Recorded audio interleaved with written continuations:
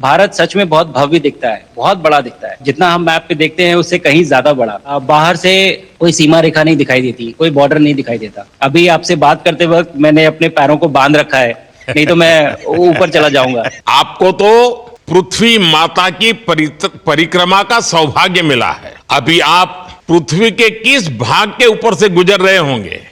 जी प्रधानमंत्री जी, इस समय तो मेरे पास ये इंफॉर्मेशन उपलब्ध नहीं है, लेकिन थोड़ी देर पहले मैं खिड़की से, विंडो से बाहर देख रहा था, तो हम लोग हवाई के ऊपर से गुजर रहे थे। और हम दिन में 16 बार परिक्रमा करते हैं, 16 सूर्योदय और 16 संन्यास, सनराइज और सनसेट हम देखते हैं ऑर्बिट से। और बहुत ही अचंभित कर देने वाला ये पूरा प्रोसेस है।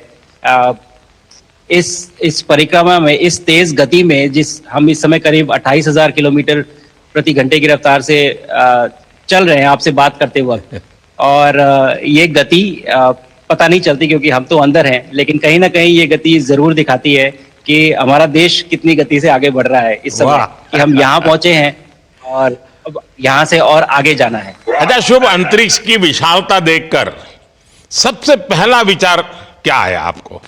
प्रधानमंत्री जी, सच में बोलूं तो जब पहली बार हम लोग ऑर्बिट में पहुंचे, अंतरिक्ष में पहुंचे, तो पहला जो व्यू था वो पृथ्वी का था। और पृथ्वी को बाहर से देख के जो पहला ख्याल और पहला जो थॉट मन में आया वो ये था कि पृथ्वी बिल्कुल एक दिखती है। मतलब बाहर से कोई सीमा रेखा नहीं दिखाई देती, कोई बॉर्डर नहीं दिखाई देता।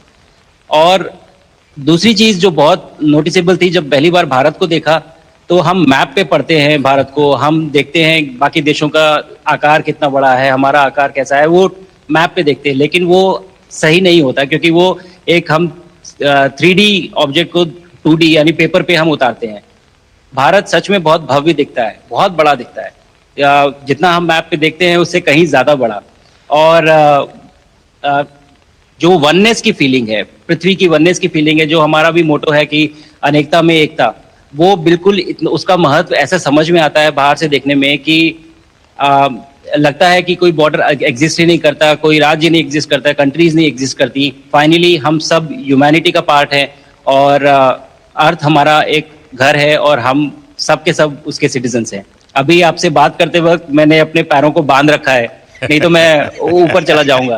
और माइक को भी जैसे छोटी चीजें हैं, इसको छोड़ के दूं तो भी ये ऐसे फ्लोट करता रहता है। पानी पीना, पैदल चलना, सोना बहुत बड़ा चैलेंज है। आप छत पे सो सकते हैं, आप दीवारों पे सो सकते हैं, आप जमीन पे सो सकते हैं। तो पता सब कुछ होता है प्रधानमंत्री जी, ट्रेनिंग अच्छी है, लेकिन वातावरण चेंज होता है तो थोड़ा सा यूज्ड टू होने में 1-2 दिन लगते हैं।